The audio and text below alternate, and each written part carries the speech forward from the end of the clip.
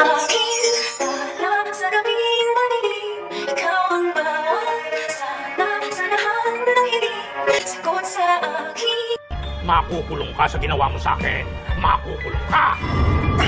Humarap na nga itong si Moira dito sa media upang sagutin ang lahat ng mga katanungan ng mga reporters na ito. At dito nga na hindi makontento itong sina Chang Susan at Diyosa at pinapatanggal itong takip sa mukha ni Moira. Baka sakaling hindi daw itong si Moira na kung bakit nagtatakip pa daw ito ng mukha. At dito nga na lumapit si Giselle kay Moira at tinanggal ang nakatakip na sa mukha dito ni Moira at nagulat itong si Moira.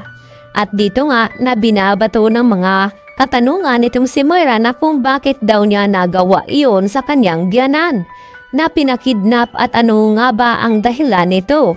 At dahil malakas ang kutob ni Giselle na may mga kasabwat pa itong si Moira at sinabi rin dito ni Moira na may mga kasabwat daw siya at makakalabas daw siya dito sa kulungan dahil ginigiit nito na inusinti daw itong si Moira at hindi pa rin umaamin sa kanyang ginawa dito kay Don Pepe kahit meron na nga silang matibay na ebidensya.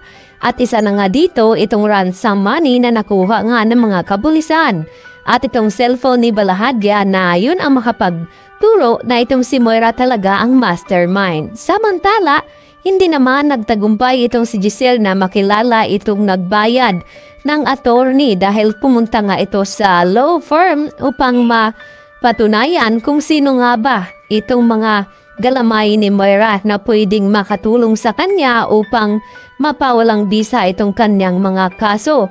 At dito nga na nagtago si Carlos Benetes dito sa ilalim ng lamesa ng attorney.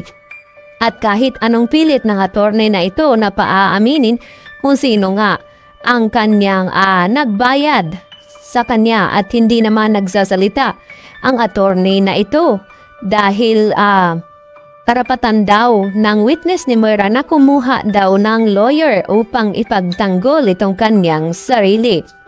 At dito naman na pinilit na ngang dinala itong si Moira dahil ipapasok na nga ito sa kulungan.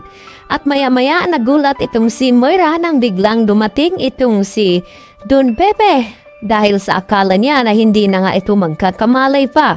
At dito ginulat ang lahat at sinabi ni Don Pepe na kahit anong gawin ni Moira ay makukulong nga daw ito at ang kasunod ay itong kanyang anak na si Zoe dahil hawak pa rin ni Don Pepe itong mga sekreto na iniingatan ni Moira na hindi mabunyag, lalong-lalo na ang pagkatao ni Zoe na hindi siya tunay na anak ni RJ at hindi siya tunay na tanyag. At nanganganib naman ngayon na mabulgar din itong sekreto ni Carlos na siya nga ang tunay na ama ni Zoe. Dahil sa mga sinasabi nga dito ni Moira na sila nga bang dalawa ni Zoe ang tinutukoy nito na kasabwat ni Moira. Kaya kabado na rin itong si Carlos na pumunta itong si Lynette doon. Baka marinig niya ang sasabihin ni Moira na kabilang din itong si Carlos sa nangyaring aksidente dito nga kay Don Pepe. At sinabi naman ni Lynette dito kay Carlos na gusto niyang masaksihan kung papaano bumagsak itong si Moira at kung papaano makulong dahil sa dinami-dami daw ng ginawa ni Moira ang kasalanan sa kanilang mag-ina.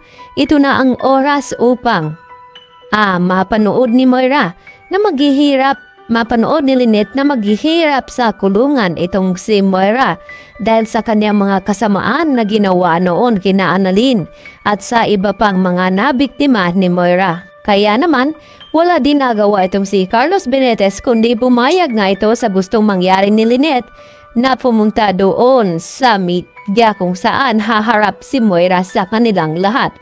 Kaya yan naman ang ating pakatutukan at aabangan dahil kikilos na itong si Don Pepe upang maparusahan din itong si Zoe. Yan lang po at marami pong salamat.